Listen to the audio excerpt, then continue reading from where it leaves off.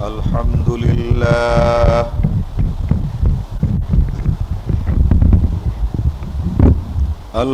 لله نحمده ونستعينه ونستغفره ونؤمن به ونتوكل عليه ونعوذ بالله من شرور أنفسنا ومن سيئات أعمالنا من يهده الله فلا مضل له ومن يضلله فلا هادي له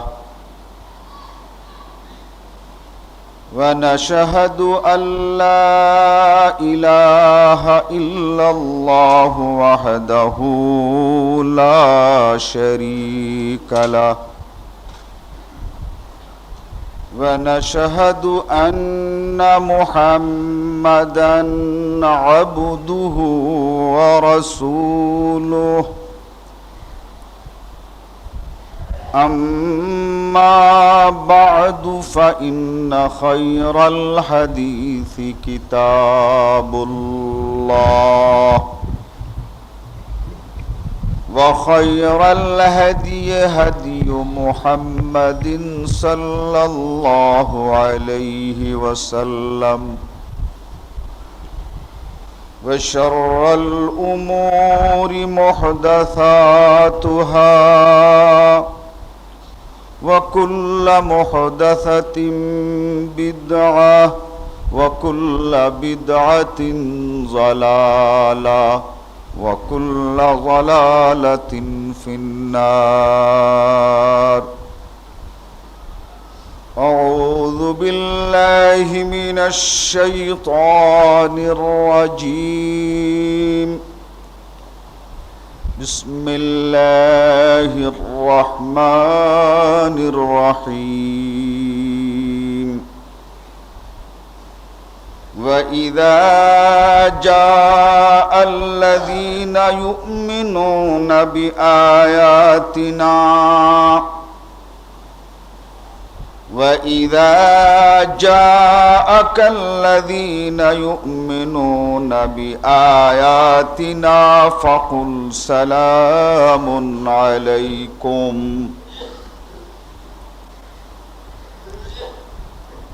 আল্লাহ রব্বুল আলামিনের লাখ লাখ শুকর যে আজকার এই জুমাতে আমরা হাজির হতে পেরেছি।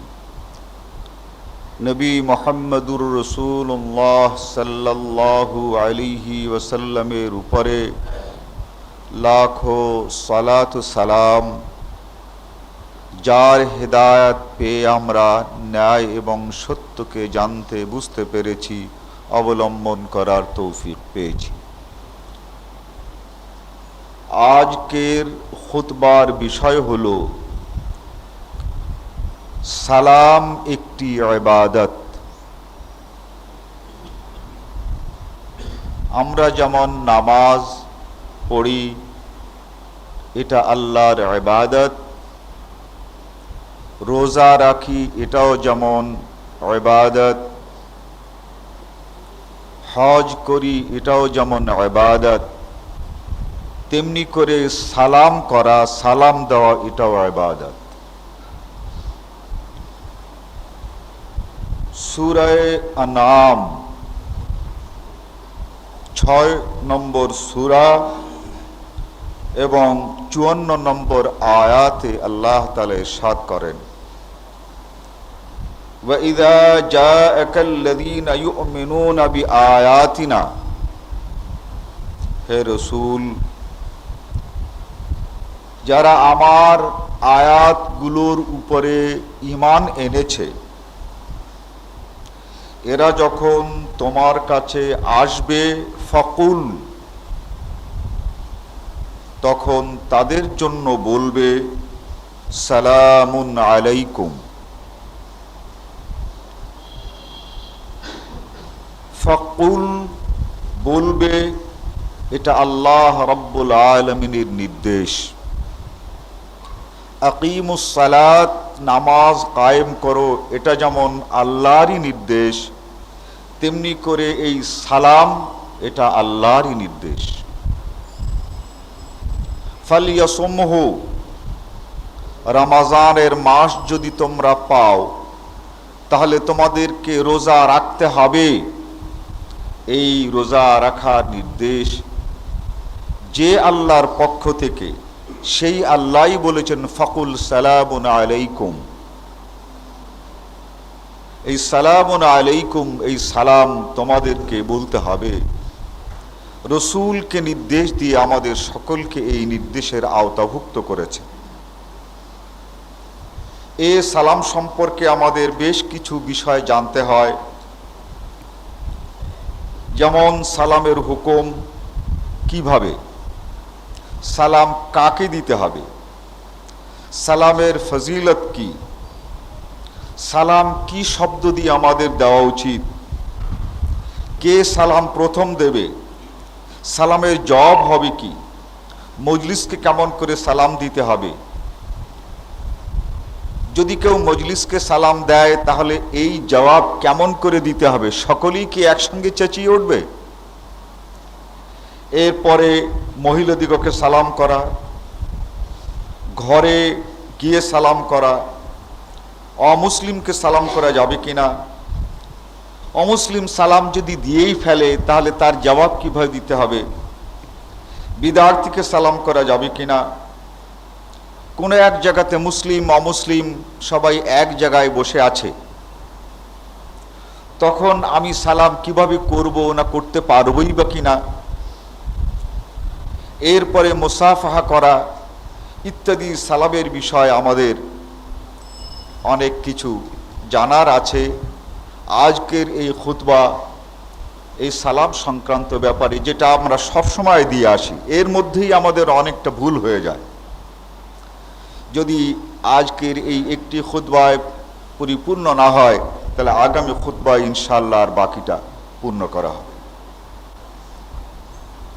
সূরা আনআমের 54 নম্বর আয়াত, এতে আল্লাহ রাব্বুল আলামিন আমাদিগকে সালাম করার হুকুম করেছেন। ফাকুল সালামুন আলাইকুম। সালাম করার কথা এখানে আছে, যে সকল লোকেরা ঈমানদার তাদেরকে সালাম করতে হবে। আল্লাহ তাআলা ইরশাদ করেন, ওয়া ইযা জাআকাল্লাযীনা ইউমিনুনা বিআয়াতিনা, যারা আয়াতের উপরে ঈমান এনেছে এরা যদি তোমার কাছে হাজির হয় তাহলেই তাদেরকে সালাম করবে। কিন্তু আমরা দেখি যে আল্লাহ রাব্বুল আলামিন তার উপরে বিশ্বাস আছে, রসুলের উপরে বিশ্বাস আছে, অথচ সে মুসলমান না।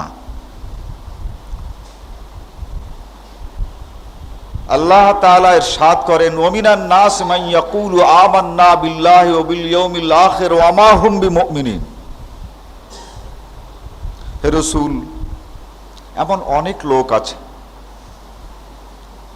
যারা আল্লাহর উপরে ঈমান আনে, কিয়ামতের উপরে ঈমান এনেছে,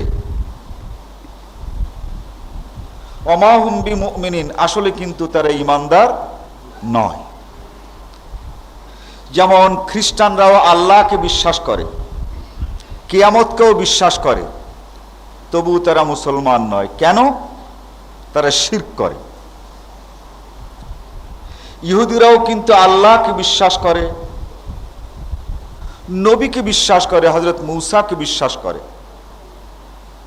কিয়ামতকে বিশ্বাস করে, অথচ তারা মুসলমান নয়। কেন? ওয়াকালাতুল ইয়াহুদু উযায়রুন ইবনুল্লাহ, ইহুদিরা বলে উযায়ের আল্লাহর পুত্র। ওয়াকালাতুন নাসারা মাসীহ ইবনুল্লাহ, আর যারা খ্রিস্টান এরা বলে ঈসা তার পুত্র। এই আল্লাহর সঙ্গে শরীক করার কারণে আল্লাহর উপরে বিশ্বাস এবং কিয়ামতে বিশ্বাসে তাকে কিছুতেই মুক্তি দিতে পারবে না। আল্লাহ তাআলা সাফ করে ইরশাদ করেছে, যারা শিরক করেছে, পাপের মধ্যে যারা শিরক করেছে তাদেরকে আমি ক্ষমা করব না ততক্ষণ পর্যন্ত যতক্ষণ না তারা ওই শিরক ছেড়ে ঈমান না আনে। অতএব সালাম কাদেরকে দেয়া যাবে? ঈমান আল্লাহর উপরে আছে, রসুলের উপরে আছে, কিয়ামতের উপরে আছে, কিন্তু মুসলমান নাই। তারা বেদাত করছে, আল্লাহ তাকেও বিশ্বাস করে, রসুলকেও বিশ্বাস করে, কিয়ামতকেও বিশ্বাস করে, আবার কবরকেও সেজদা করে।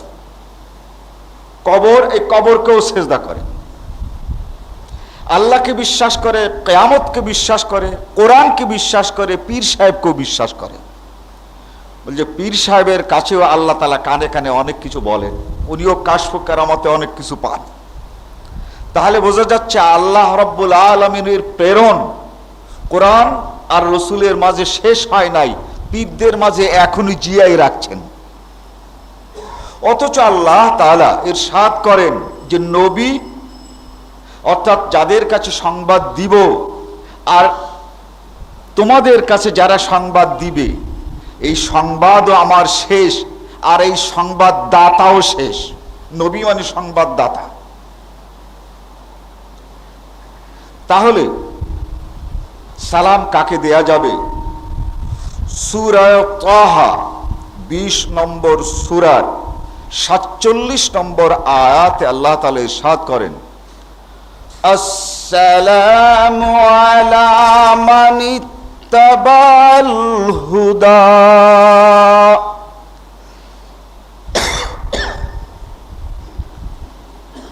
ঈমান এনেছে বলে দাবি করার পর যারা হেদায়েতের উপরে প্রতিষ্ঠিত আছে, হেদায়েত থেকে যারা বিচ্যুত হয় নাই, আল্লাহকে বিশ্বাস করে কিন্তু কোরআনের বিধান থেকে বিচ্যুত হয় নাই, রসুলকে বিশ্বাস করে কিন্তু রসুলের সুন্নাত থেকে বিচ্যুত হয়নি, এই সকল লোকই হচ্ছে হেদায়েতের উপরে প্রতিষ্ঠিত। আসসালামু আলা মান ইত্তাবাল হুদা। অতএব তোমার এই সালাম পেতে পারে কেবলমাত্র তারা যারা ঈমানের পরে হেদায়েতের উপরে টিকে আছে।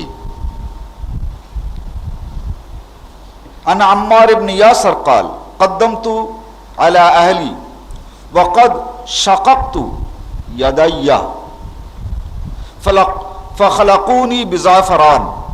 হযরত আম্মার ইবনে ইয়াসির রাদিয়াল্লাহু তাআলা আনহু বলেন যে আমি আমার বাড়িতে এলাম, বাইরে কাজকর্ম করতাম লেবার হিসাবে, হাত ফেটে গেছে।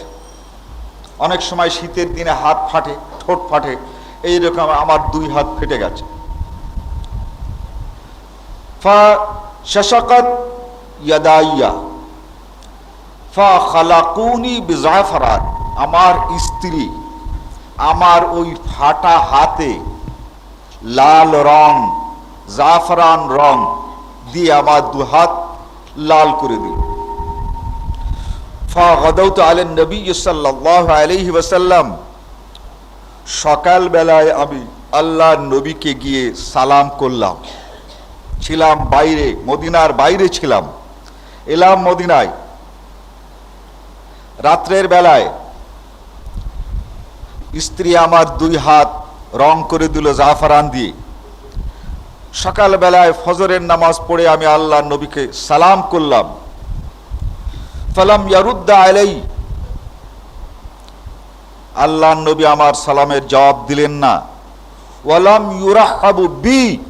আমি যে বাইরে ছিলাম, একদিন নতুন করে আবার এসে যে নতুন করে সাক্ষাৎ হলো, এতে তিনি একটুও আমার প্রতি সন্তুষ্টি প্রকাশ করলেন না।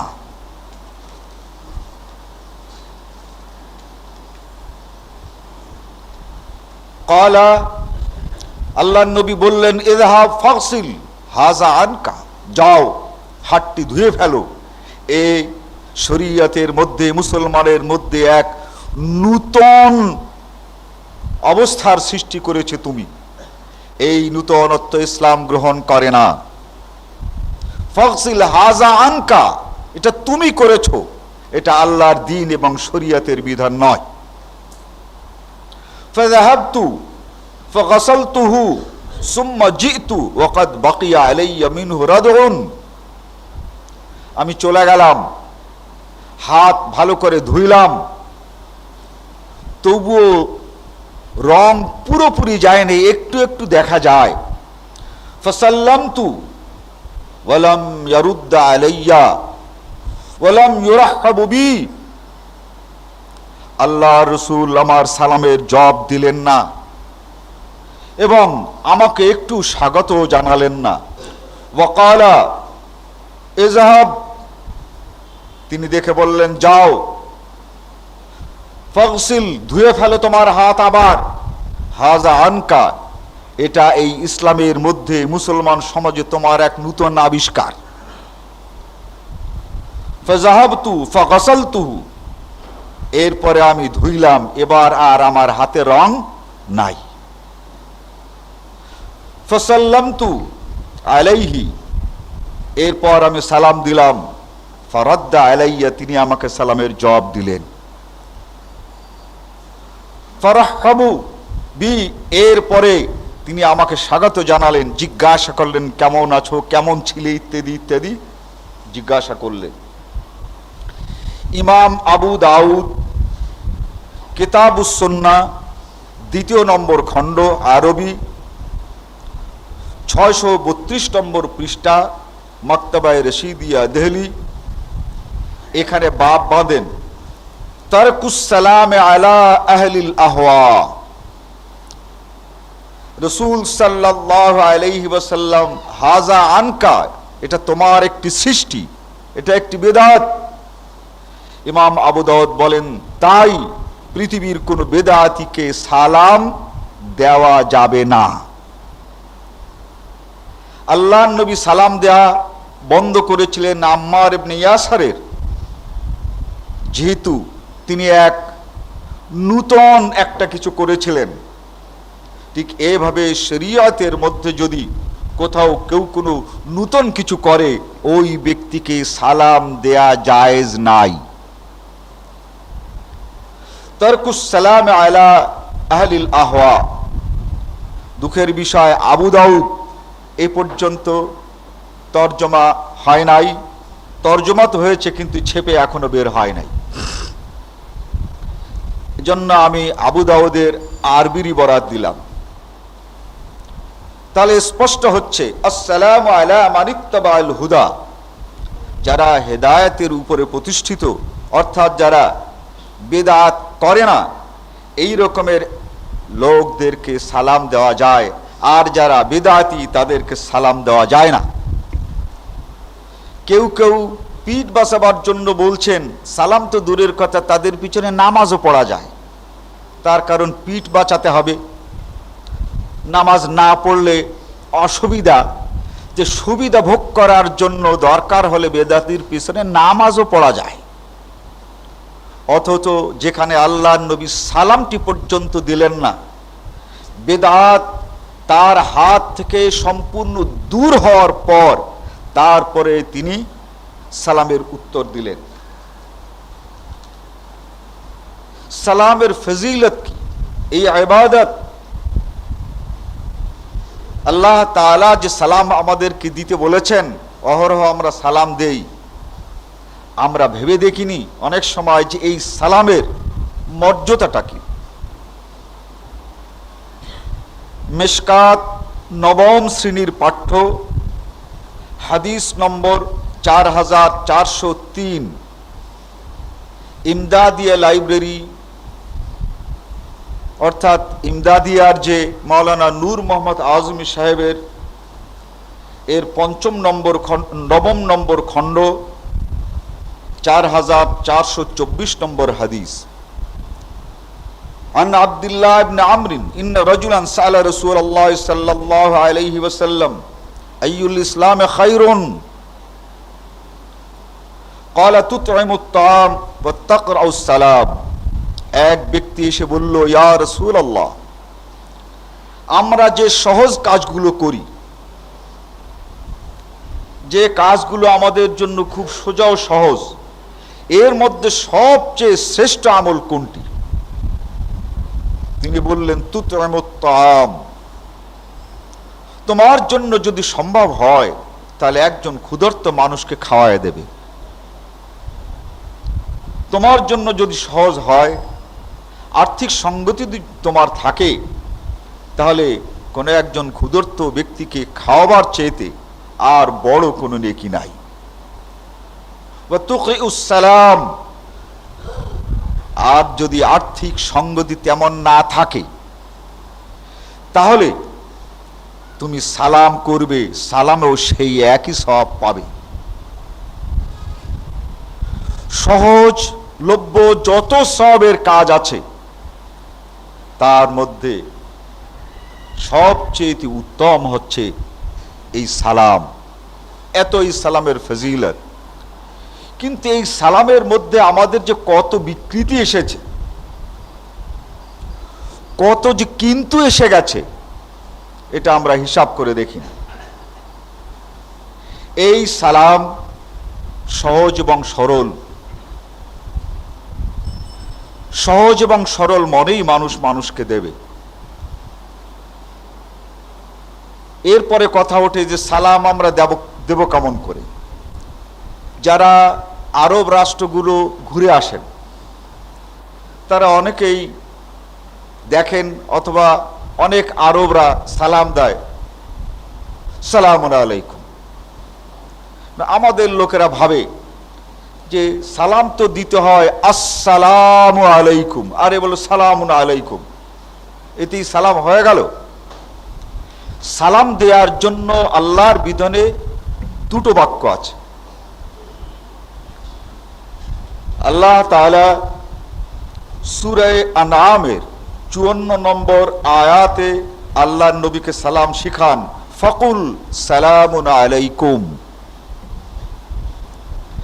আপনি যদি কোনো মুসলমানকে সালামুন আলাইকুম বলেন তাহলে ও সালাম হবে। মৃত্যুর সময় ফেরেশতারা যখন জান কবজ করে তখনও সেই মুসলমান দিগকে ফেরেশতারা পয়লা এসে বলে সালামুন আলাইকুম। সূরা আন-নাহল 32 নম্বর আয়াত, ফাকাল লাহুম খাজানাতুহা সালামুন আলাইকুম। আল্লাহ নেক বান্দারা যখন বেহেশতে প্রবেশ করবে, প্রত্যেকেই তার নিজস্ব বেহেশতের সামনে যখন আসবে, তখন আল্লাহ রাব্বুল আলামিনের হুকুমে ফেরেশতারা তার প্রত্যেকের নিজের নিজের এই জান্নাতের দরজা খুলে দেবে এবং ফেরেশতারা তখন বলবে সালামুন আলাইকুম। সূরা জুমার 39 নম্বর সূরা এবং 89 নম্বর আয়াত। কোরআন মজিদের আরো আয়াত আছে। এতে স্পষ্ট হলো কোন মুসলমানকে দেখে যদি সালামুন আলাইকুম বলে তাতেও সালাম হয়ে যাবে।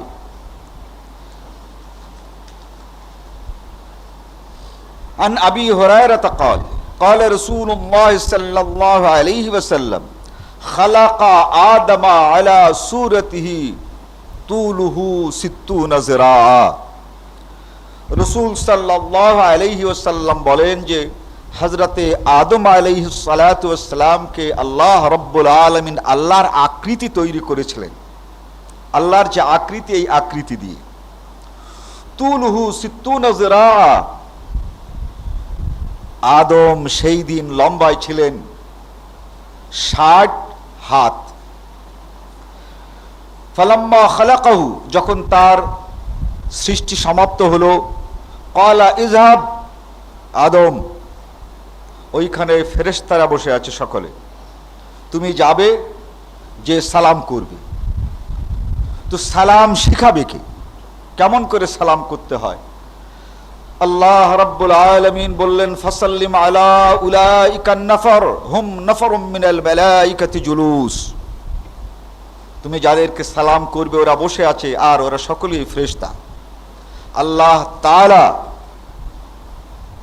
এই আদম আলাইহিস সালাতু ওয়াস সালামকে সালাম শেখালেন, তুমি ওখানে যে বলবে আসসালামু আলাইকুম। এই বাংলাদেশে যেটা চলে, মুত্তাফাকুন আলাইহি, বুখারী এবং মুসলিমের হাদিস। মেশকাত নবম শ্রেণীর পাঠ্য, হাদিস নম্বর 4402 এবং মৌলানা নূর মোহাম্মদ আজমি ইমদাদিয়া লাইব্রেরি এর হচ্ছে 4423 এবং 4457। অতএব আসসালামু আলাইকুম বললেও সালাম হবে, আর সালামুন আলাইকুম বললেও সালাম হবে। আরবেরা সচরাচর কোনো কোনো সকল অঞ্চলে নয়, এই সালামুন আলাইকুম বলতে অভ্যস্ত। যখন আমাদেরকে কেউ এভাবে সালাম দেয়, আমাদের কাছে মনে হয় একটা নূতন কথা। আসলে নূতন কথা নয়। এই দুভাবেই যার জন্য যেটা সহজ সরল ভালো লাগে সে সেটা দিয়ে সালাম করতে পারে। এরপরে প্রশ্ন জাগে, সালাম প্রথম করবে কে? যিনি অফিসার তিনি মনে করেন সাবঅর্ডিনেট যিনি আছেন উনি আগে আমাকে সালাম করবে। ইমাম সাহেব মনে করেন মুক্তাদি সাহেবরা আগে আমাকে সালাম করবে। এই রকমের একটা প্রবণতা আমাদের মাঝে বিরাজ করছে না করে না? করছে। আন আলিয়্যিন قال قال رسول الله صلى الله عليه وسلم للمسلم على المسلم يسلم عليه اذا لقيه রাওয়াহু তিরমিজি দারমি। মাদ্রাসার পাঠ্য নবম শ্রেণীর হাদিস নম্বর 4418 এবং ইমদাদিয়া 4438। রাসূল সাল্লাল্লাহু আলাইহি ওয়াসাল্লাম বলেন, দুজন মুসলমান পরস্পর যখন সাক্ষাৎ হবে, যে সুযোগ করতে পারে আগেই সে সালাম দেবে। ব্যাপারটা হলো এই, দুজন সাক্ষাৎ যখন হলো, যে আগে দিতে পারলো সে দেবে। এমনকি এমনও হতে পারে যে প্রত্যেকেই মনে করছে যে আমি আগে সালাম দিব, কিন্তু দুইজনই একই সঙ্গে বলে উঠছে ওয়ালাইকুম আসসালামের পরিবর্তে দুজনে যদি একই সঙ্গে বলে যে আসসালামু আলাইকুম, তাতেও কোনো দোষ নাই। অতএব কে আগে দেবে এর দুটো দিক আছে।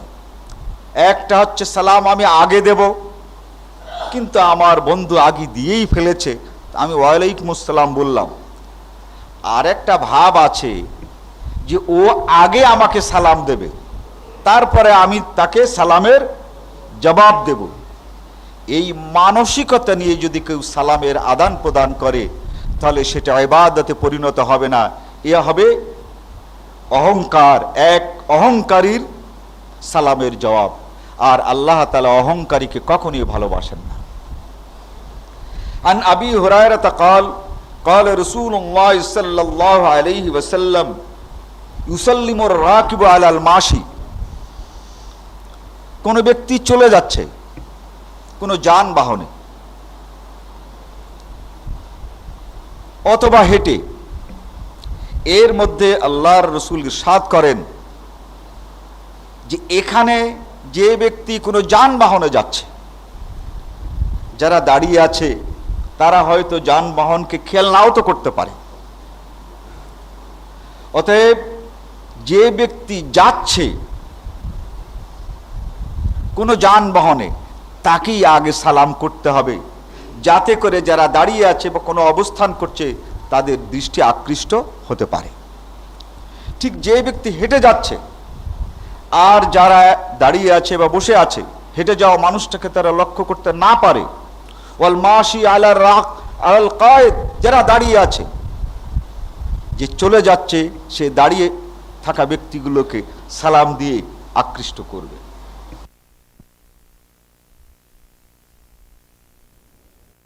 তাদের দায়িত্ব হবে তাদেরকে সালাম করে নিজেদের দিকে আকৃষ্ট করা। মেশকাত নবম শ্রেণীর পাঠ্য, হাদিসটি বুখারী এবং মুসলিমের নবম শ্রেণীর পাঠ্য, হাদিস নম্বর 4406 এবং ইমদাদিয়ার হচ্ছে 4427। আন আবি হুরায়রা قال قال رسول الله صلى الله عليه وسلم يسلم الصغير على الكبير। বুখারী মিশকাত শরীফের নবম শ্রেণীর পাঠ্য 4407, ইমদাদিয়া 4428। আল্লাহ রসুল বলেন, হে ছোটরা, সব সময়ের জন্য তোমরা বড়দেরকে সালাম করবে। তোমরা এমনভাবে নিজেদেরকে তৈরি করো তোমাদের সালামটা যেন বড়দের জন্য আগে হয়।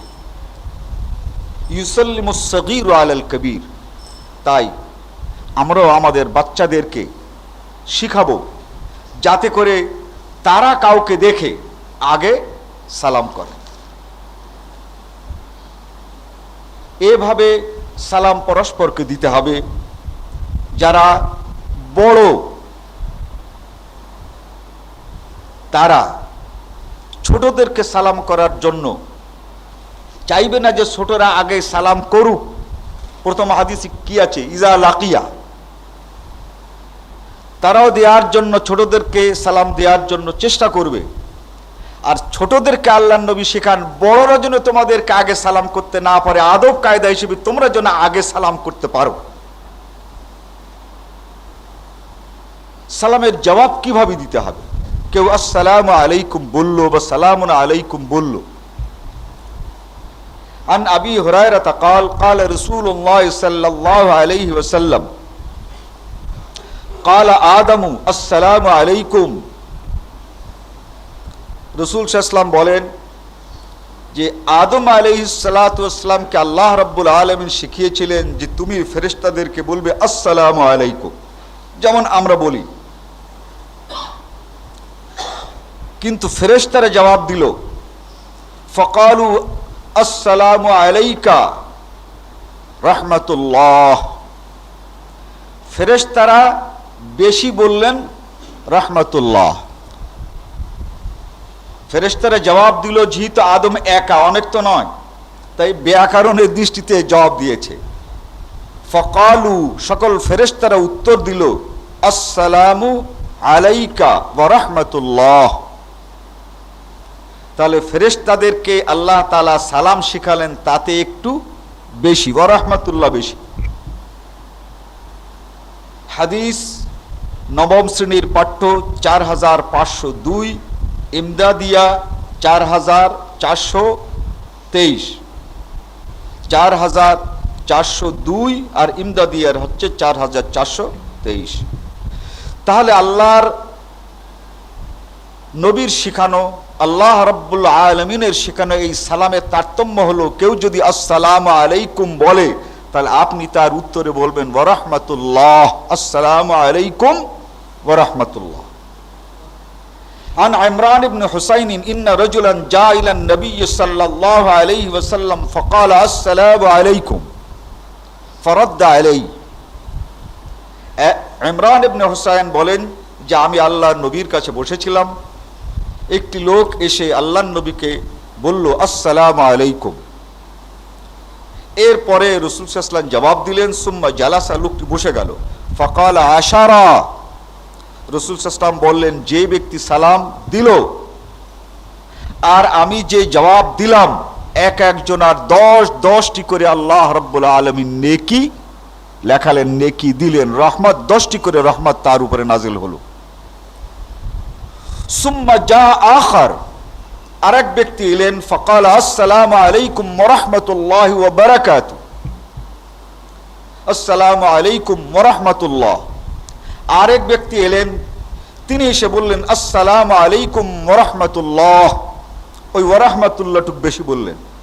ফারাদ্দা আলাইহি, রাসূল সাল্লাল্লাহু আলাইহি ওয়াসাল্লাম সালামের জবাব দিলেন, লোকটি বসে গেল। ফাকাল ইশরুন, এই ওয়া রাহমাতুল্লাহ বলার কারণে তাকে, তার উপরে আল্লাহ রাব্বুল আলামিন 20টি রহমত নাজিল করল। সুম্মা জা আখার, এরপরে আর এক ব্যক্তি এলেন, ফাকাল আসসালামু আলাইকুম ওয়া রাহমাতুল্লাহি ওয়া বারাকাতুহু। আরেক ব্যক্তি এসে বললেন আসসালামু আলাইকুম ওয়া রাহমাতুল্লাহ, বললেন ওয়া রাহমাতুল্লাহ ওয়া বারাকাতুহু। ফারাদ্দা আলী, আল্লাহর নবী সালামের জবাব দিলেন, বসে পড়লেন। আল্লাহর নবী বললেন সালাসুন, এর উপরে আল্লাহ রাব্বুল আলামিন 30টি রহমত নাজিল করলেন। তিরমিজি, আবু দাউদ।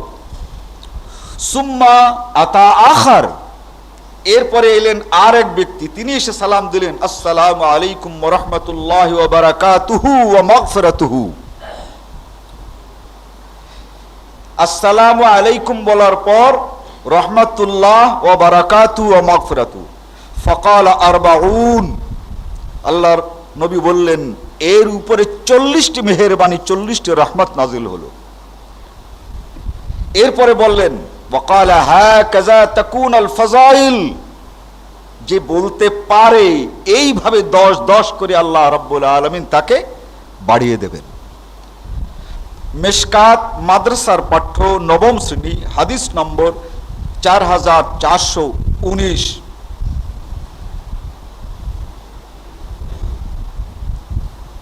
4420, ইমদাদিয়া নবম খণ্ড 4439 এবং 4440। এই যে সালাম অত্যন্ত সরল এবং সহজ একটি বিষয়, এই ব্যাপারে আমাদেরকে আরো জানার প্রয়োজন আছে। ইনশাআল্লাহ আমি আগামী জমাতে এই সালামের বাকি অংশ খুতবায়, আল্লাহ তাআলা তৌফিক দিলে বাকি অংশ আগামী জুমায় বলবো বলে আশা রাখছি। বারাকাল্লাহু লানা ওয়া লাকুম।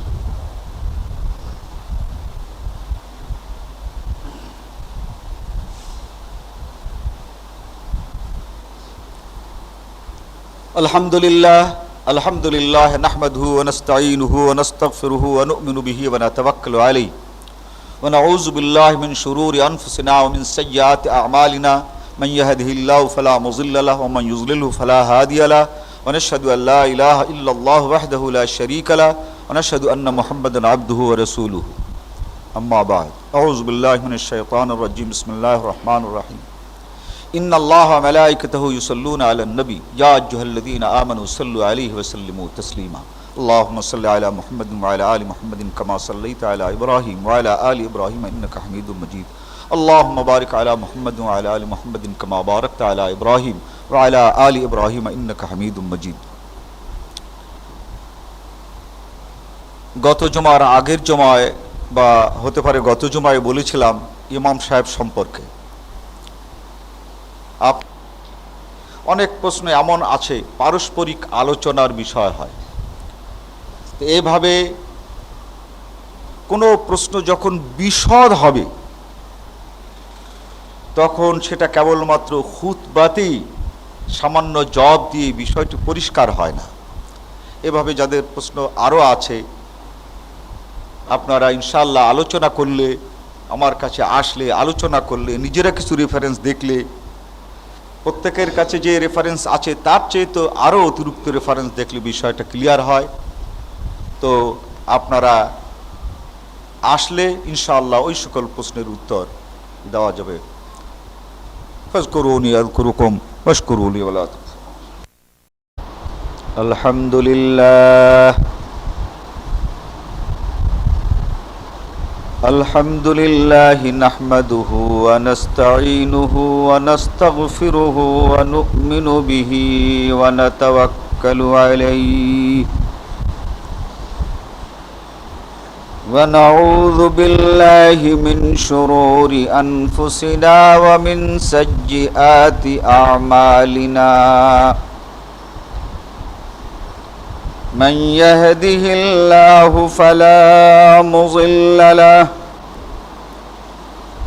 ومن يضلله فلا هادي له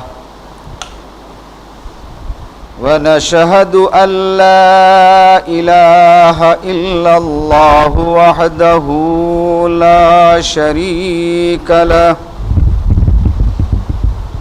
ونشهد أن محمدًا عبده ورسوله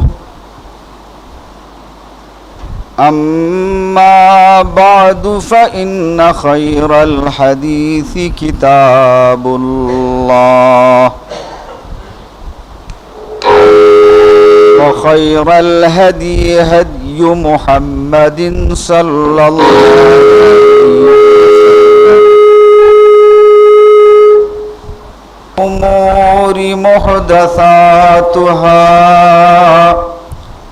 وكل محدثة بدعة وكل بدعة ضلالة وكل ضلالة في النار. عن أبي هريرة عن النبي صلى الله عليه وسلم قال: إذا انتهى أحدكم إلى المجلس فليسلم، فإن بدا له أن يجلس فليجلس، ثم إذا قام فليسلم، فليست الأولى بأحق من الآخر. আল্লাহ রব্বুল আলামিনের লাখ লাখ শুকর, আজকার এই জুমাতে আমরা শরীক হতে পেরেছি। নবী মুহাম্মদুর রাসূলুল্লাহ সাল্লাল্লাহু আলাইহি ওয়াসাল্লামের উপরে লাখো সালাত সালাম, যার প্রদর্শিত পথ পেয়ে আমরা ন্যায় এবং সত্যকে জানতে বুঝতে পেরেছি, মেনে চলার তৌফিক পেয়েছি। বিগত খুতবাতে সালাম সম্পর্কে আল্লাহর রসুলের বিধান, এটাই ছিল খুতবা। এই জমাতে ওই সালামের বাকি অংশ খুতবা হিসাবে পেশ করছি। আমরা অনেক সময় মুসলমানদের অনেক মজলিসে উপস্থিত হই, দেখা যায় অনেক আলেম ওলামা যখন বক্তৃতা করতে আসেন তখন তিনি সালাম দেন এবং উপস্থিত শ্রোতাদেরকে বলেন যে আপনারা সালামের উত্তর দেন। অনেক সময় এমন হয় যে বক্তা তিনি সালাম দেন, তার যদি সকলের উত্তরটা পছন্দ না হয়, যে উত্তর উনি পেয়েছেন তা যদি পছন্দ না হয়, তা আবার সালাম দেন, বলে জোরে বলেন, জোরে ওয়ালাইকুম আসসালাম বলেন। এটা মজলিসের আদব নয়।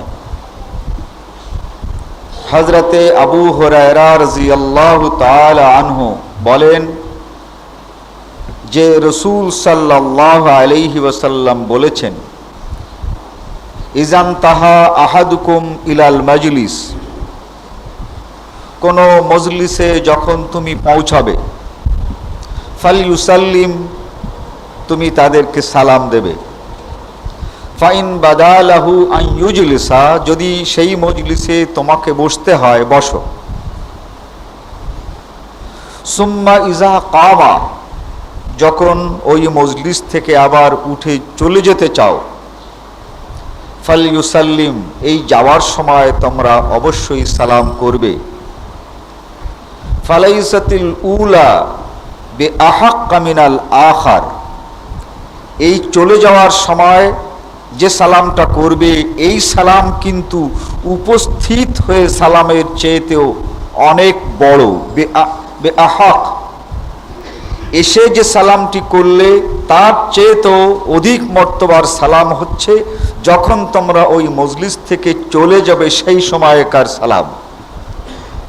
মাদ্রাসার পাঠ্য নবম শ্রেণী 4435 নম্বর হাদিস এবং ইমদাদিয়া লাইব্রেরি মাওলানা নূর মোহাম্মদ আজমি সাহেবের তরজমা নবম খণ্ড 4455 নম্বর হাদিস।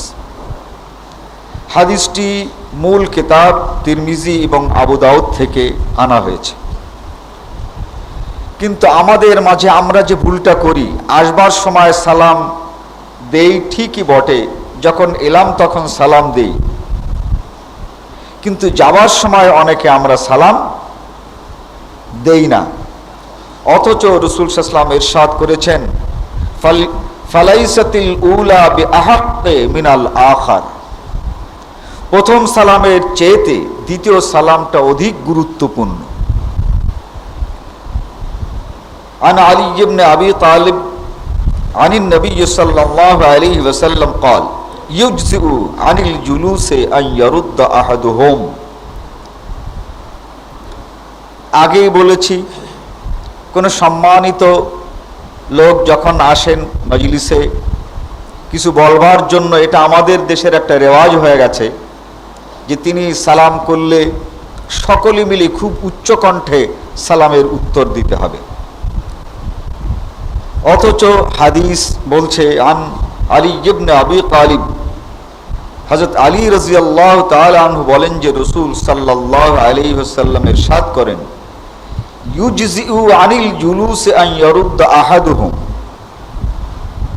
কেউ যদি সালাম করে আর মজলিসের এক ব্যক্তি যদি সেই সালামের উত্তর দেন, তাহলে উত্তর দেওয়া এটাই যথেষ্ট।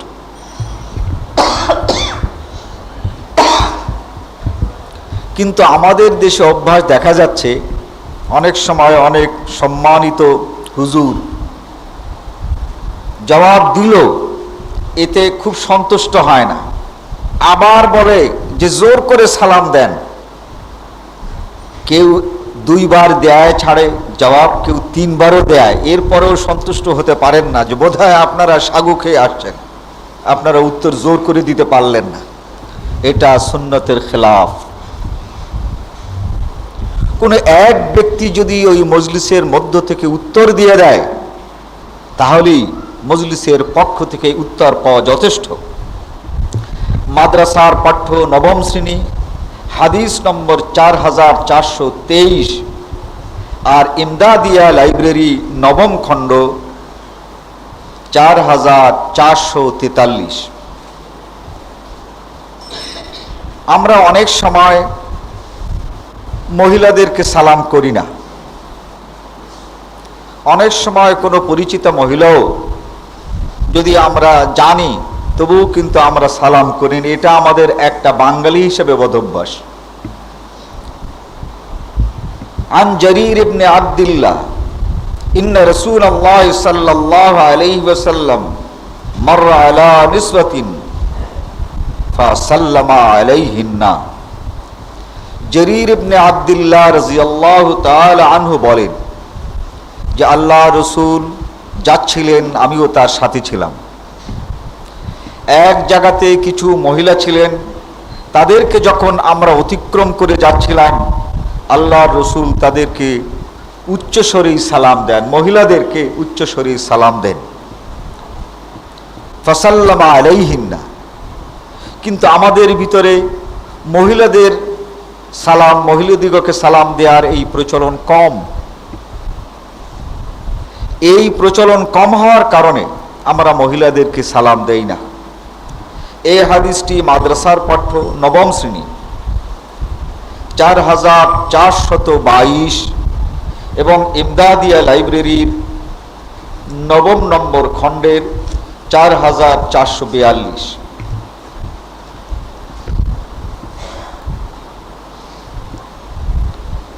ইয়া আইয়ুহাল্লাযীনা আমানু লা তাদখুলু বুয়ুতান গায়রা বুয়ুতিকুম হাত্তা তাস্তানিসু ওয়া তুসাল্লিমু আলা আহলিহা।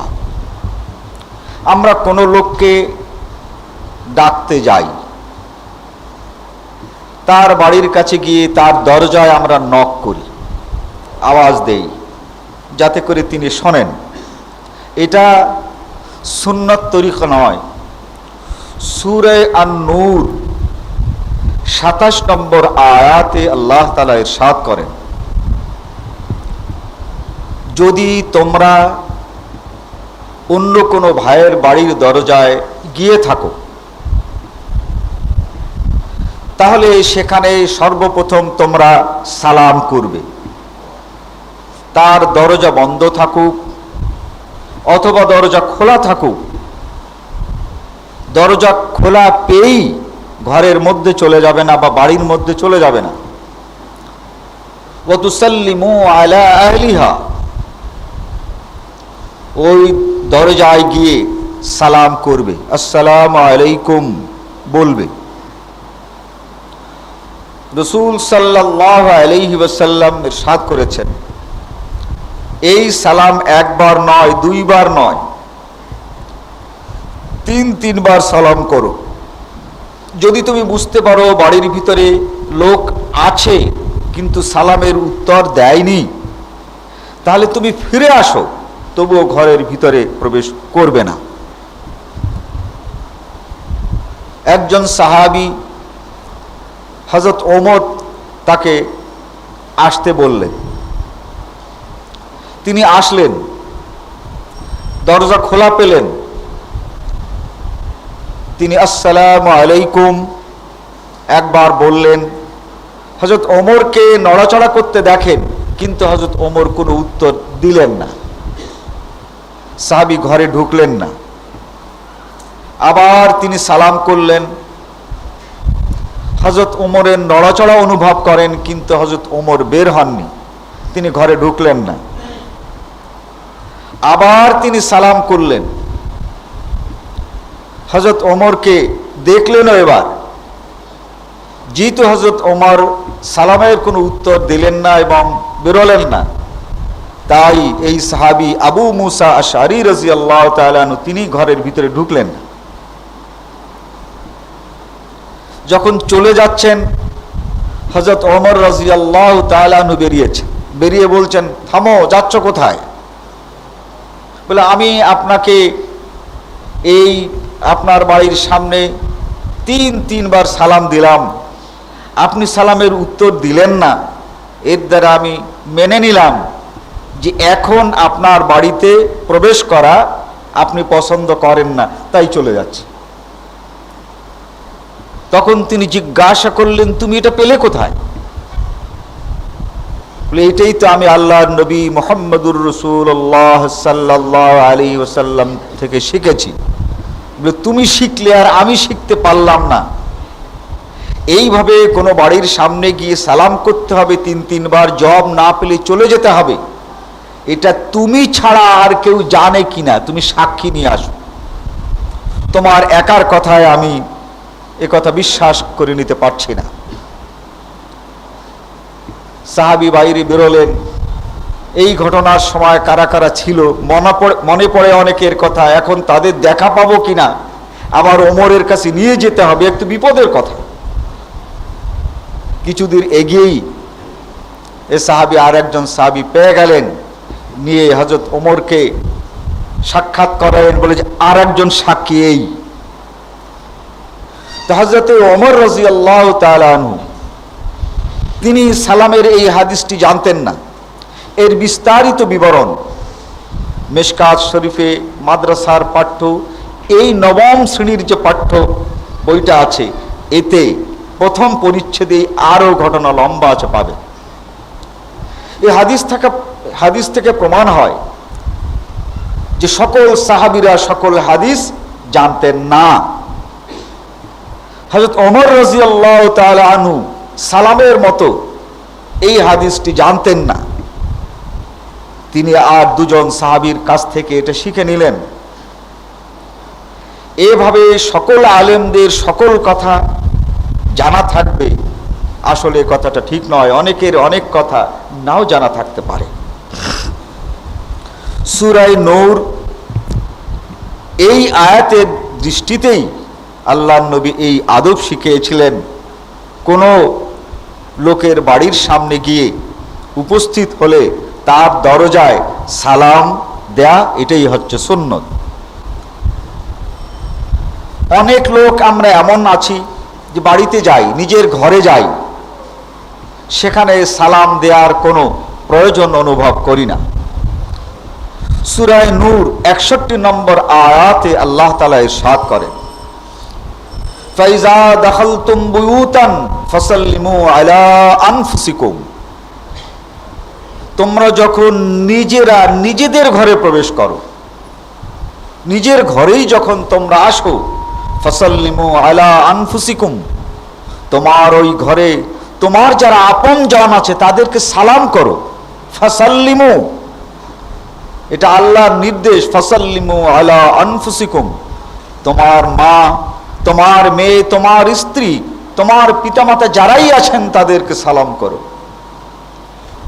হযরত আনাস রাদিয়াল্লাহু তাআলা আনহু বলেন, ইন্না রাসূলুল্লাহ সাল্লাল্লাহু আলাইহি ওয়াসাল্লাম قال ইয়া বুনাইয়া ইজা দাখালতা আলা আহলিক ফাসাল্লিম ফাতাকুনা বারাকাতান আলাইকা ওয়া আলা আহলিক, রাওয়াহু তিরমিজি।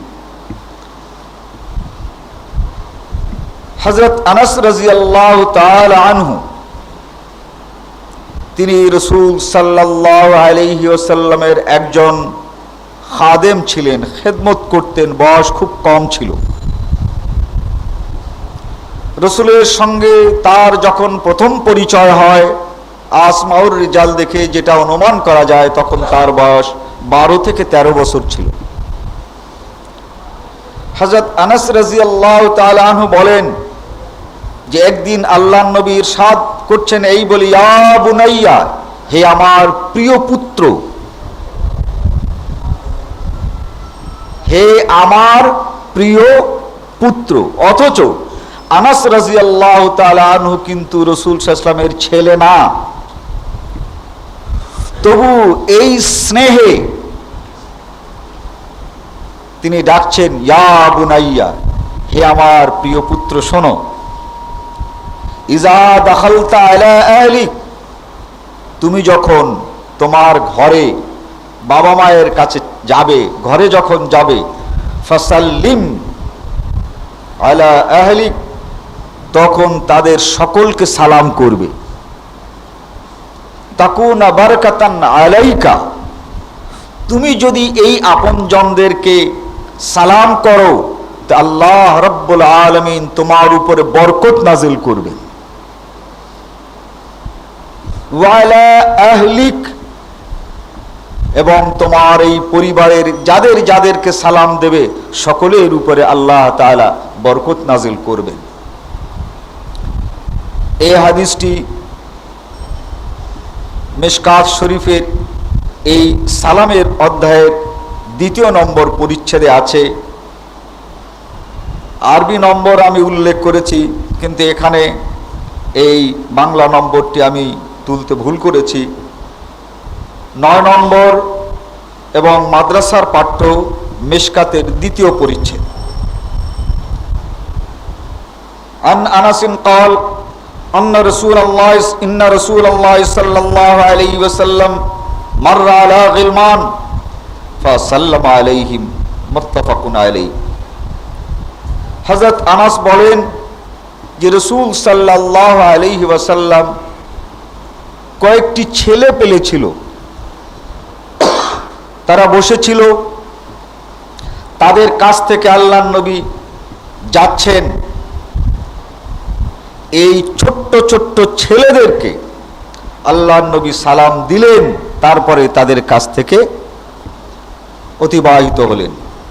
বুখারী এবং মুসলিমের হাদিস, এটাও 9 নম্বর খণ্ড সালামের অধ্যায়ের 1 নম্বর পরিচ্ছেদে আছে। আজকে ছোট্ট ছোট্ট ছেলে, তাদেরকে আমরা সালামের পরিবর্তে টাটা শিখাই, ওরাও আমাদেরকে সালাম করে না আর আমরাও ওদেরকে সালাম করি না। কিন্তু এই ছোট্ট বাচ্চাদেরকে নারী পুরুষ নির্বিশেষে আল্লাহ রাসূল তাদেরকে সালাম করতেন, যাওয়ার পথে সালাম করতেন, আসার পথে সালাম করতেন। আন আবি উমামাতা ইবনে যায়েদ মাররা বিমাজলিসিন ফি ইখতিলাতুম মিনাল মুসলিমিন ওয়াল মুশরিকিন ওয়া আবাদাতিল আওসান ওয়াল ইয়াহুদ ফাসাল্লামা আলাইহিম।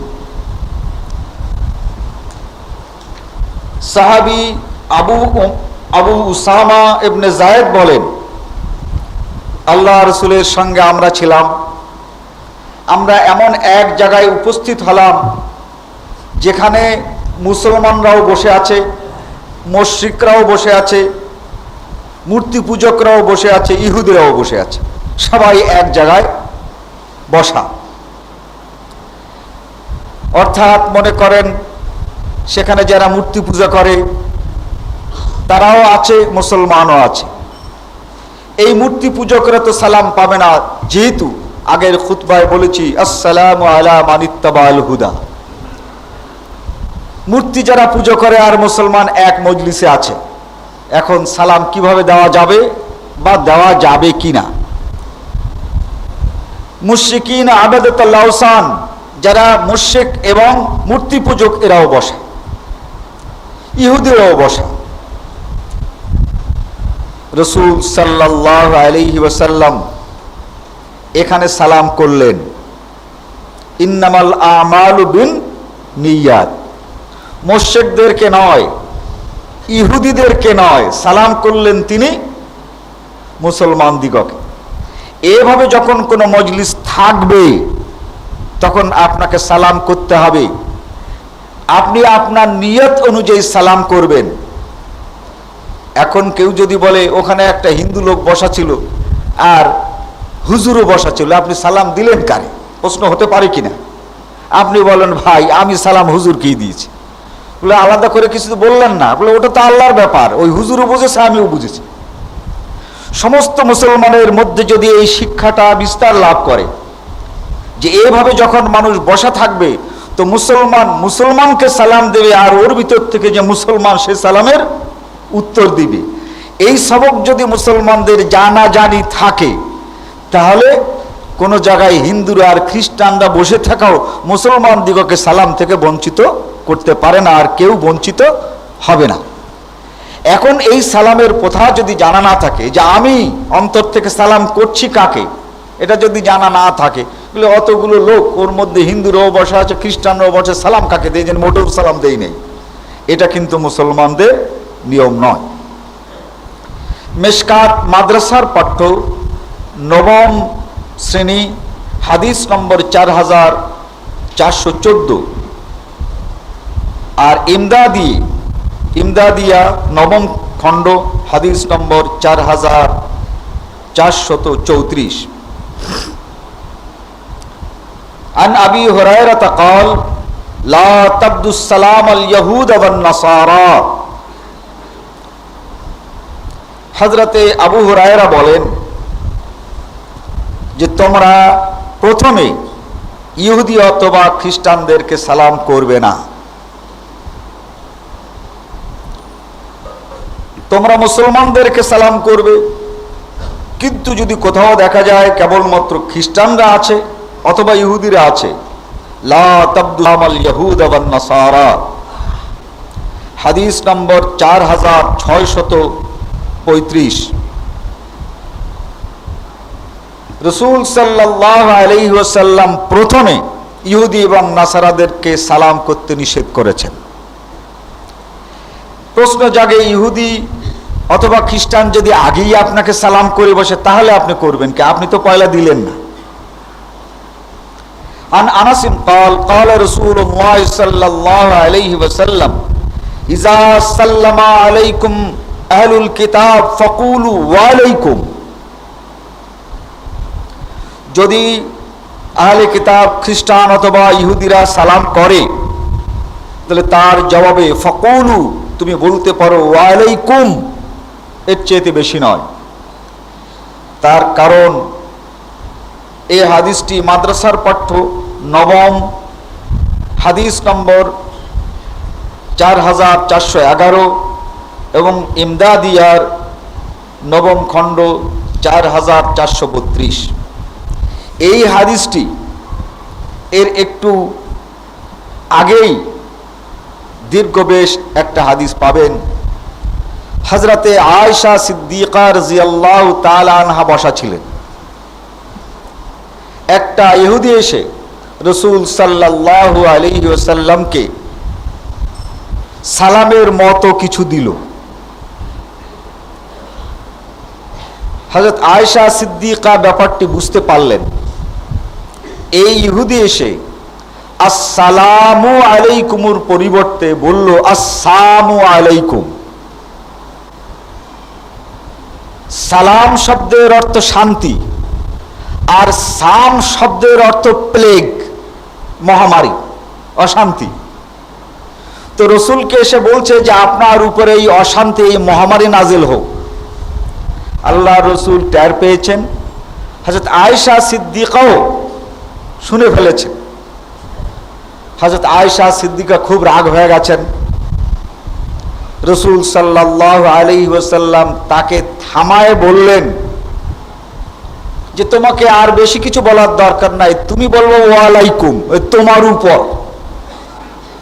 তো যদি ভালো বলে থাকে তো ওর উপরে ভালো হোক, আর যদি এই রকমের প্লেগের জন্য আল্লাহর কাছে বদদোয়া করে থাকে তাই ওর হোক, তুমি বেশি আর চেতো না, বেশি আর এগোও না।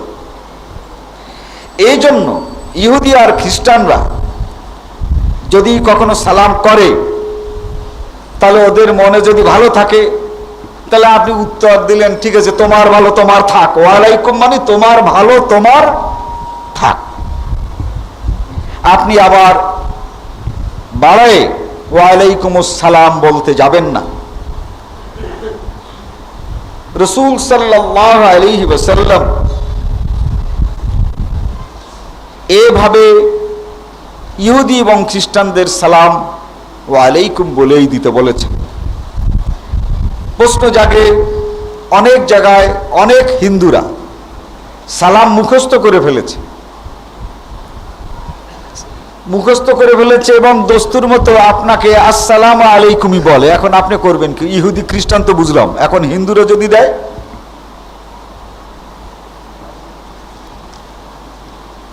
আমি প্রথম খুতবায় আপনাদেরকে বলেছি আসসালামু আলা মানিত্তাবাল হুদা, সূরা তাহা সূরা নম্বর 20 আয়াত নম্বর 47। সালাম পেতে পারে একমাত্র যারা হেদায়েত প্রাপ্ত তারা। পুরো কেউ বলল আসসালামু আলাইকুম, তার জবাবে আপনি যে পুরো সালামের জবাব দিবেন ওয়ালাইকুম আসসালাম, একমাত্র যারা হেদায়েত পেয়েছে তাদের কি দেওয়া যায়। আন আনাসিন ইন্না আসহাবান নবী সাল্লাল্লাহু আলাইহি ওয়াসাল্লাম ক্বালু লিন নবী সাল্লাল্লাহু আলাইহি ওয়াসাল্লাম ইন্না আহলাল কিতাব সাল্লামু আলাইনা ফাকাইফা নুরাদ্দু আলাইহিম ক্বালু ওয়া আলাইকুম। মুসলিম। হযরত আনাস বলেন যে আল্লাহ রাসূলের কাছে কিছু লোক জিজ্ঞাসা করলো যে অনেক আহলে কিতাব আমাদেরকে সালাম দেয়, আমরা ওদের সালামের জবাব কেমন করে দেব। মুসলিম শরীফের আরেকটি হাদিস, এটা তর্জমা হয় নাই, রাসূল সাল্লাল্লাহু আলাইহি ওয়াসাল্লাম বলেন কুলু ওয়ালাইকুম, তোমরা কেবলমাত্র ওয়ালাইকুম বলবে। যাই হোক, হিন্দুরা যদি সালাম করে আপনি সেই সালামের উত্তর দিতে পারেন না।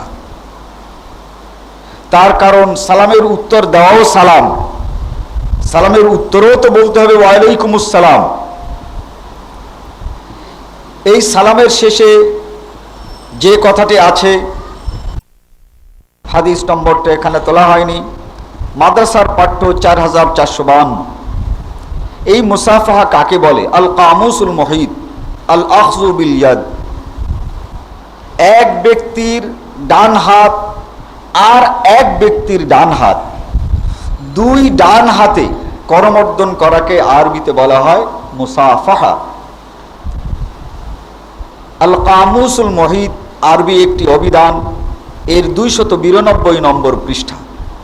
আল মুনজিদ আর একটি আরবি অভিধান, তার 427 নম্বর পৃষ্ঠা। ওয়াজউল কাফে ফি সাফহে কাফিহি কামা ইয়াফআলু ইনদা সালাম ওয়া তাসলিম। কোন ব্যক্তির ডান হাত এবং আর এক ব্যক্তির ডান হাত, এই কেবলমাত্র দুই ডান হাতে করমর্দন করাকে মুসাফাহা বলা হয়। আন আব্দুল্লাহ ইবনে হিশাম قال كنا مع النبي صلى الله عليه وسلم وهو آخذ بيد عمر بن الخطاب। আব্দুল্লাহ ইবনে হিশাম বলেন যে আমরা আল্লাহর নবীর সঙ্গে ছিলাম, হযরত ওমর রাদিয়াল্লাহু তাআলা আনহু তিনি এলেন, রাসূল সাল্লাল্লাহু আলাইহি ওয়াসাল্লাম তার এক হাত ধরে মুসাফা করলেন। এই হাদিসটি বুখারী শরীফ 6 নম্বর খণ্ড সালাম এবং মুসাফাহার অধ্যায় পাবেন। আন আনাস قال قال رجل يا رسول الله الرجل منا يلقى اخاه او صديقه افا ياخذ بيده فيصافحه قال نعم। হযরত আনাস বলেন যে একটি লোক আমাদের মাঝ থেকে আল্লাহর নবীর কাছে জিজ্ঞাসা করলো কোনো ভাইয়ের সঙ্গে যদি আমার দেখা হয়, কোনো বন্ধুর সঙ্গে যদি দেখা হয়, তাহলে আমরা পরস্পরে এক হাত দিয়ে মুসাফা করব, এটা কি ঠিক? আমি এক হাত বাড়ালাম, আর এক ভাই আর এক হাত বাড়ালেন, এইভাবে যে মুসাফা আমরা করি, এটা কি ঠিক না বেঠিক? ক্বালা নাম, রাসূল সাল্লাল্লাহু আলাইহি ওয়াসাল্লাম বললেন যে এটাই ঠিক। এই হাদিসটি তিরমিজির এবং এই হাদিসটি মাদ্রাসার পাঠ্য নবম শ্রেণীর এবং ইমদাদিয়ার নবম খণ্ড এই অধ্যায়তেই পাবেন। এই মুসাফাহার ফজিলত কি? এটা একটি ইবাদত। عن براء بن عازب رضي الله عنهما قال قال النبي صلى الله عليه وسلم ما من مسلمين يلتقيان فيصافحان إلا غفر لهما قبل أن يتفرقا। আহমদ, তিরমিজি, আবু দাউদ।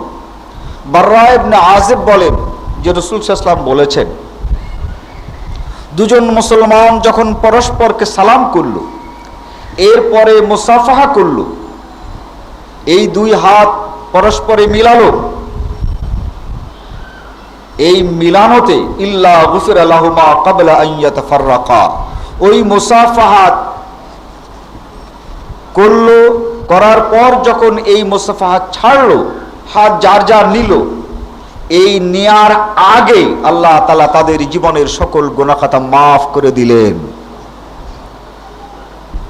এখন এই মুসাফাহা এত মর্তবা ও নেকির কাজ, এই মুসাফাহা একটি ইবাদত। মাদ্রাসার পাঠ্য নবম নম্বর খণ্ড 4469 আর ইমদাদিয়া 4479। عن براء بن عازب رضي الله عنهما قال قال رسول الله صلى الله عليه وسلم المسلمان إذا تصافحا لم يبق بينهما ذنب إلا سقطا। বাররা ইবনে আযিব বলেন যে রাসূল সাল্লাল্লাহু আলাইহি ওয়াসাল্লাম বলেছেন, যখন দুইজন মুসলমান সালাম করে পরস্পরে মুসাফাহা করে, তখন তাদের জীবনের গুনাহগুলো ওই হাতের নিচ দিয়ে ঝরে পড়তে থাকে। এই মুসাফাহার দোয়া কি? عن براء بن عازب قال قال رسول الله صلى الله عليه وسلم إذا التقى المسلمان فتصافحا وحمد الله واستغفرا غفر لهما। আমি যে প্রথম যে নম্বর বলেছি, এই নম্বরের মধ্যে সব হাদিসগুলো আছে। হযরত বাররা ইবনে আযিব বলেন, দুজন মুসলমান যখন পরস্পরকে সালাম করে, এরপরে হামিদাল্লাহ, দুইজনে আল্লাহর প্রশংসা করে। তো দুইজন আল্লাহর প্রশংসা করে, কথাটা আরবিতে নাহমাদুল্লাহ, দুইজন আল্লাহর কাছে ক্ষমা চায়, এ হয় নাস্তাগফিরুহু। এই নাহমাদুল্লাহ ওয়া নাস্তাগফিরুহু এটা যদি বলে আর মুসাফাহা করে, আল্লাহ রাসূল বলেন তাদের জীবনের সকল গুনাহ খাতা মাফ হয়ে যায়। এই মুসাফাহার পরে আমরা আবার আরেকটা কাজ করি, তা হচ্ছে বুকে বুকে মিলিত হই। ঈদের নামাজের সময় এটার ভিড় খুব চাপ বেশি দেখা যায়। দুই ঈদের ময়দানে বাড়ি আসলে এই মানে বুকে বুকে মেলার একটি চাপ। আন আনাসিন قال الرجل منا يلقى اخاه او صديقه اينحنى له। রাসূল সাল্লাল্লাহু আলাইহি ওয়াসাল্লাম কি জিজ্ঞাসা করলেন, আমাদের আনাস বলেন, আমাদের মধ্যে এক ব্যক্তি, যে আমরা এই বুকে মিলতে পারবো কিনা। এই যে একটা দস্তুর আছে বুকে বুকে মিলায়, একে বলা হয় মুআনাকা। রাসূল সাল্লাল্লাহু আলাইহি ওয়াসাল্লাম বলেন, লা, এই বুকে বুকে মিলতে হবে না। আয়ালতাজিমুহু, আমি কি তাকে জড়িয়ে ধরবো? বলে না। তাহলে করব কি? আল্লাহর নবী বললেন যে একমাত্র মুসাফাহাই করবে, আর কিছুই করবে না। ঈদের ময়দানে এই যে কাজটি করা হয়, এই কাজের এই বুকে বুকে মিলবার কোনো দলিল নাই। কেউ কেউ বলেন খাবার সময় সালাম করা যায় না। এগুলো কিন্তু স্কুলের পাঠ্য বই পুস্তক আদব কায়দাও আছে যে খাবার সময় সালাম করা যায় না। এই কথাটা সম্পূর্ণ দলিলবিহীন। আপনি বলছেন আপনার উপরে শান্তি বর্ষিত হোক, খাওয়া কাজটা এমন কোন খারাপ কাজ করছে যে তখন শান্তি বর্ষণের দোয়া করা যাবে না? এর কোনো দলিল নাই। এরপরে আমাদের মাঝে আরেকটা জিনিস দেখা যায়, তা হচ্ছে দাঁড়িয়ে সম্মান করা।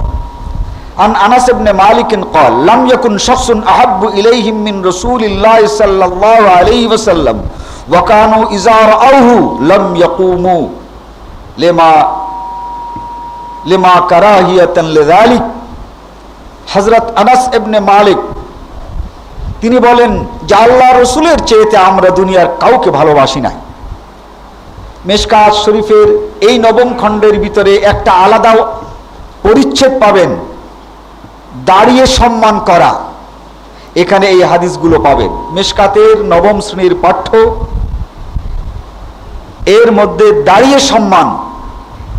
আনাস ইবনে মালিক বলেন যে আল্লাহ রসুলের চেয়েতে আমরা দুনিয়ার কাউকে বেশি সম্মান করতাম না, কিন্তু সেই নবীকে যখন আমরা দেখতাম তখন কিন্তু আমরা নবীর সম্মানে দাঁড়াতাম না। কেন? লেমা কারাহিয়াতিহি লিযালিক, আল্লাহর নবী তার সম্মানে আমাদের দাঁড়ানোটা আল্লাহর নবী কখনোই পছন্দ করতেন না। আমরা সাহাবারা আমাদের নবীর জন্য আমরা দাঁড়িয়ে সম্মান করি, এটা আমাদের নবী পছন্দ করতেন না বলেই আমরা নবীকে যতই সম্মান করেছি কিন্তু দাঁড়িয়ে কোনোদিন সম্মান করি নাই। عن معاوية قال قال رسول الله صلى الله عليه وسلم من سره أن يتمثل له الرجال قياما فليتبوأ مقعده من النار। এই একই অধ্যায়ের হাদিস। রাসূল সাল্লাল্লাহু আলাইহি ওয়াসাল্লাম বলেন, কোন ব্যক্তি যদি এই কথা মনে করে যে আমি গেলাম, বেয়াদবটা একটু দাঁড়ালো না, অনেক সময় হয় না, এখন তো আমাদের দাঁড়িয়ে সম্মান করা আইনে পরিণত হয়ে গেছে। অফিসারদেরকে দেখে দাঁড়াতে হয়, ক্লাসে মাস্টারকে দেখে দাঁড়াতে হয়, এগুলো তো একটা কাস্টমে পরিণত হয়েছে।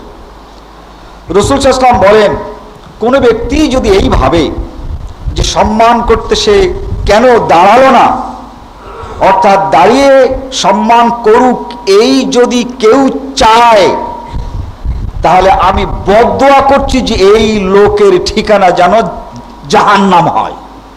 আল্লাহর নবী বদদোয়া করেন যে এই লোকের জায়গা জাহান্নাম হওয়া উচিত।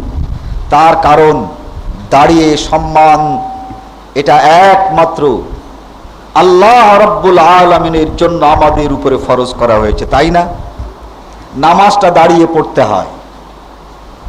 যদি কোনো মানুষ অসুস্থ থাকে তাহলে বসে পড়তে পারে, কিন্তু আসলে নামাজটা কুমু লিল্লাহি কানিতিন, হে দুনিয়ার মানুষ ওই আল্লাহর জন্য তোমরা দাঁড়িয়ে যাও। এখন দুনিয়ার কোন মানুষ যদি দাঁড়ানো চায়, তার মানে সে দুনিয়ার ছোট্টখাটো আল্লাহর স্থানটা দখল করতে চায়। মান সাররাহু আন ইয়াতামাসসালা লাহুর রিজালু কিয়ামান ফালইয়াতাবাওয়া মাকআদাহু মিনান নার। তিরমিজি, আবু দাউদ। যে ব্যক্তি চায় যে তাকে দাঁড়িয়ে সম্মান করা হোক, আমি চাই তার জায়গা ওই জাহান্নামের অতল তলে হোক। মিশকাত শরীফের এই কিয়ামের অধ্যায় প্রথম পাবেন সাদ বিন মুআজ রাদিয়াল্লাহু তাআলা আনহু যখন আসেন, তখন কুমু ইলা সাইয়্যিদিকুম, আল্লাহ রাসূল বলেন তোমাদের নেতার জন্য তোমরা দাঁড়িয়ে যাও।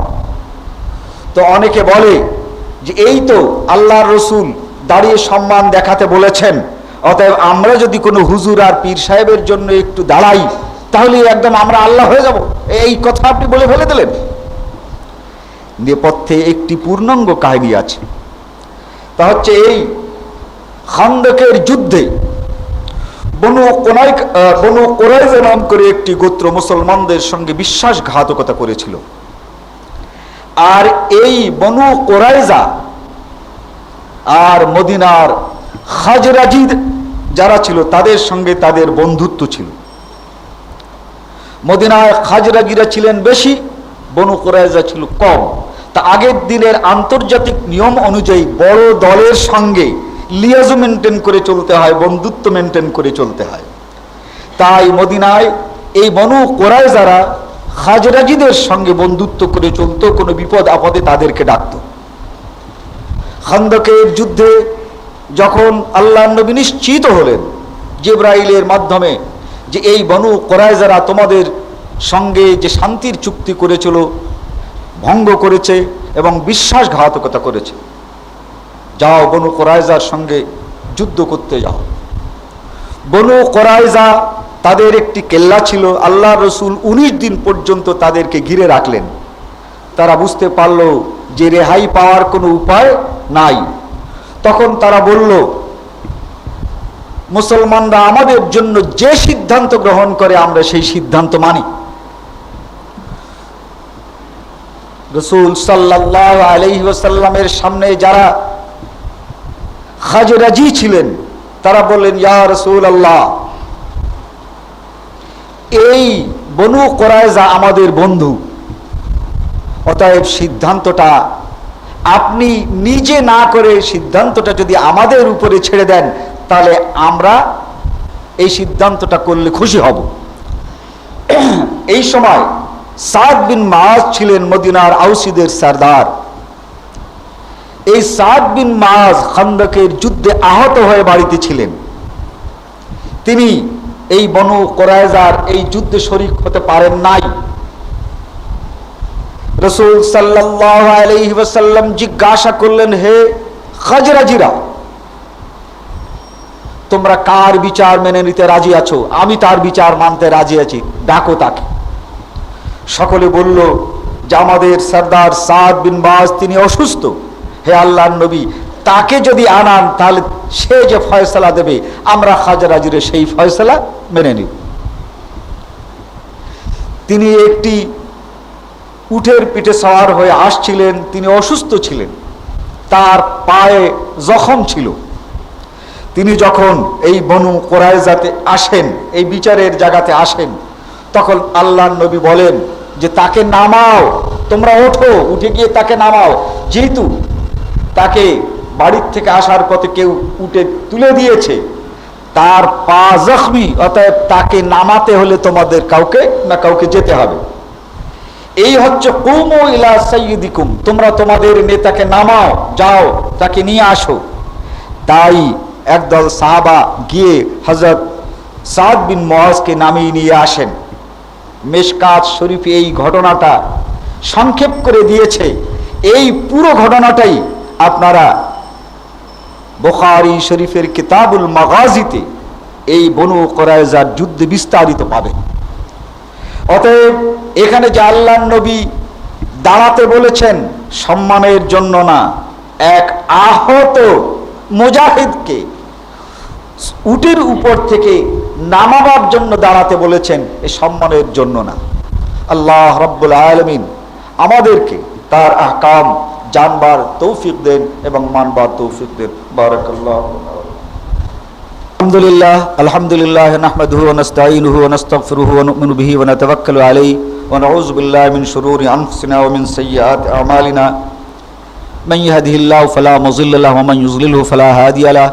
ونشهد أن لا إله إلا الله وحده لا شريك له ونشهد أن محمدا عبده ورسوله أما بعد أعوذ بالله من الشيطان الرجيم بسم الله الرحمن الرحيم إن الله وملائكته يصلون على النبي يا أيها الذين آمنوا صلوا عليه وسلموا تسليما اللهم صل على محمد وعلى آل محمد كما صليت على إبراهيم وعلى آل إبراهيم إنك حميد مجيد اللهم بارك على محمد وعلى آل محمد كما باركت على إبراهيم وعلى آل إبراهيم إنك حميد مجيد। একটা প্রশ্ন করা হয়েছে যে পৃথিবী কি স্থির, পৃথিবী কি তার কক্ষপথে ঘোরে, ইয়া জানাবেন। সূরা ইয়াসিনে আল্লাহ তাআলা ইরশাদ করেছেন ওয়াকুল্লুন ফি ফালাকিন ইয়াসবাহুন, এই মহাশূন্যে যা কিছু আছে সকলেই নিজ নিজ কক্ষপথে ঘুরছে। সূরা ইয়াসিন পড়ে নেবেন, আরো ভালোভাবে জানবেন। আপনারা জানেন আমাদের এখানে কারি সাহেব যিনি মাঝে মাঝে খুতবা দেন, আব্দুর রশিদ সাহেব উনি অসুস্থ, আব্দুল করিম সাহেব তিনি অসুস্থ, ফেয়ার ক্লিনিকে আছেন, ওনার রক্তের প্রয়োজন, ওনার পেটের ভিতরে নাড়িতে প্যাচ লেগে গেছে, অপারেশন করতে হবে। বি পজিটিভ হচ্ছে ওনার রক্তের গ্রুপ। উনি ভাইদের কাছে রক্ত চেয়েছেন, যারা দিতে পারবেন এই সময় তাকে রক্ত দিয়ে সাহায্য করা, এটা আমাদের একটি দায়িত্ব। আব্দুল করিম সাহেবকে আপনারা সকলে জানেন, হঠাৎ করে তিনি অসুস্থ হয়েছেন। উনি ফেয়ার ক্লিনিকে আছেন, যারা চান ওনার সঙ্গে দেখা করতে পারেন। আর এই রক্ত ওনার দরকার, এই রক্তের জন্য তিনি আবেদন করেছেন। আল্লাহ তাআলা ওনাকে সুস্থ করুন, সবাই বলেন আমিন। ফাজকুরুনি আযকুরকুম ওয়াশকুরুনি।